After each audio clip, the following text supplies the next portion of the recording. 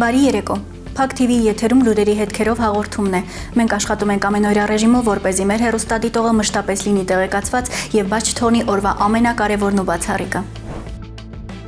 Առաջիկայում նախատեսվում է Հայաստանի ու Ադրբեջանի սահմանազատման հանձնաժողովների հանդիպում, հայտարարել է հայկական կողմի ներկայացուցիչ Նարեկ Մինասյանը։ Հաշվի առնելով, որ նախորդը Ադրբեջանի տարածքում էր, ամենայն հավանականությամբ հաջորդ հանդիպումը կլինի Հայաստանում։ Նա նաև հայտնել է, որ Ադրբեջանի քաղաքացիական հասարակության հետ հանդիպման ժամանակ բարձրացվել է Հայաստանի գրավել տարածքների հարցը, եւ ըստ նրա երկու կողմից էլ կա ըմբռնում, որ այդ հարցը պետք է լուծվի դելիմիտացիայի գործընթացի շրջանակում։ Հիշեցնենք, որ 2024 թվականի օգոստոսի 30-ին Երևանն ու Բաքուն ստորագրել են պետական սահմանի դելիմիտացիայի եւ դեմարկացիայի հանձնաժողովների համատեղ գործունեության մասին դրույթը, հավելենք, որ Ադրբեջանի եւ Հայաստանի միջև պետական սահմանի սահմանազատման եւ սահմանային անվտանգության հարցերով հանձնաժողովի 12-րդ հանդիպումը տեղի է ունեցել 2025 թվականի նոյեմբերին Ադրբեջանի Գաբալա քաղաքում փոխվարչապետ Շահին Մուստաֆայևի եւ Հայաստանի փոխվարչապետ Մհեր Գրիգորյանի նախագահությամբ։ Հանդիպման ընթացքում կողմերը մտքեր են փոխանակել սահմանազատման կազմակերպչական եւ տեխնիկական հարցերի շուրջ, ինչպես նաեւ քննարկել սահմանազատման աշխատանքների իրականացման կարգի վերաբերյալ համապատասխան հրահանգների նախագծերը։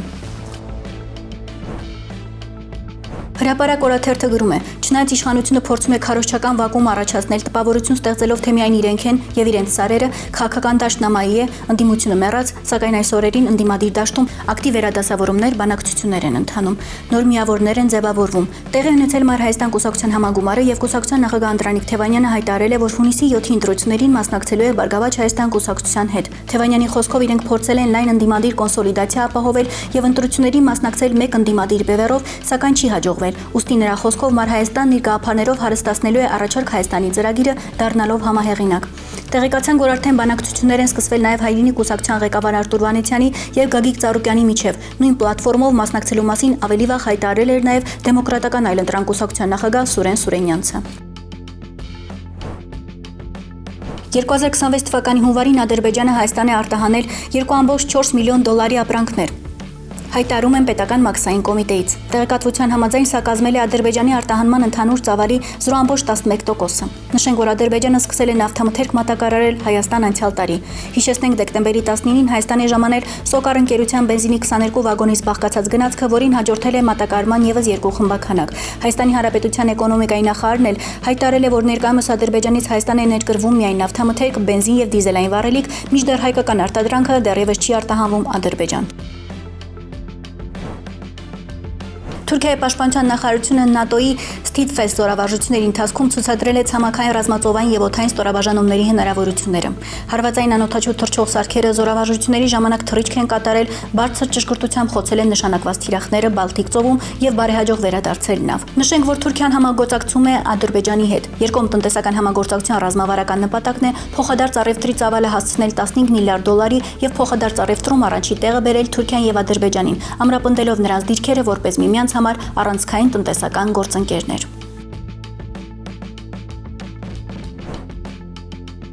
Ներկայիս Թուրքիայի արևելյան հատվածում Թունջելի նահանգի Ռաբատ ամրոցում կատարված հնագիտական հազվագյուտ գտածոն արմատապես փոխում է պատկերացումները Մեծ Հայքի երկրորդ նահանգի հելենիստական դարաշրջանի ծոփքի թագավորության մասին։ Քարի վրա փորագրված մեր թվարկությունից առաջ երկրորդ դարի միջին արամեերեն արձանագրությունը դարձել է տեղական վերնախավի առաջին ուղղակի փաստաթուղթը, որը վերականգնում է պատմության մեջ մինչ օրս անտեսված տեղական էլիտայի մասին պատկերացումները։ Այս եզակի տեքստը, որը հայտնաբերվել է գյուղական մի կառույցում որպես շինանյութ օգտագործված քարի վրա, վկայում է այն մասին, թե ինչպես է ծոփքի էլիտան կառուցել իր ինքնությունը հզոր կայսրությունների միջև։ Արձանագրության առանցքային նշանակությունը կայանում է Երևանդունիների տան հիշատակման մեջ, ինչը պաշտոնապես հաստատում է տեղական լորդերի քաղաքական հավատարմությունը իշխող արքայատոհմին։ Տեքստում արկա հնարավոր հղում արքային, ով հայտնի է պատմական այլ աղբյուրներից եւ դրամներից, ամրապնդում է Ռաբատ ամրոցի կապն արքունական ցանցի հետ։ Հատկանշական է, որ հելենիստական աշխարհում գերիշխող հունարենի փոխարեն արամեերենի ընտրությունը ընդգծում է ծոփքի մշակութային ինքնուրույնությունը, այս լեզուն ծառայեցնելով որպես հեղինակավոր վարչական գործիք, կապված պարսկական ավանդույթների հետ։ Հիշեցնենք, որ ծոփքը, որը հայտնի է նաև որպես 4-րդ հայկ անվամբ, Մեծ Հայքի երկրորդ նահանգն էր եւ հանդիսանում էր Մեծ Հայքի թագավորության առավել նշանավոր նահանգներից մեկը։ Եվ վերջում օրվա տեսանյութ. ինչպես է Արմենիա Արագաստանավը մեկնում խորհրդանշական շուրջերկրյա ճանապարհորդության։ 2 տարվա ընթացքում Աշավախումբը անցավ 3 օվկիանոս, հասավ 5 մայրցամաք եւ հաղթահարեց մոտ 80,000 կիլոմետր ճանապարհ։ Առաքելություններ տարբեր երկրներում ներկայացնել Հայաստանը, կապ հաստատել Սփյուռքի համայնքների հետ եւ աշխարհին պատմել հայ ժողովրդի պատմության ու մշակույթի մասին։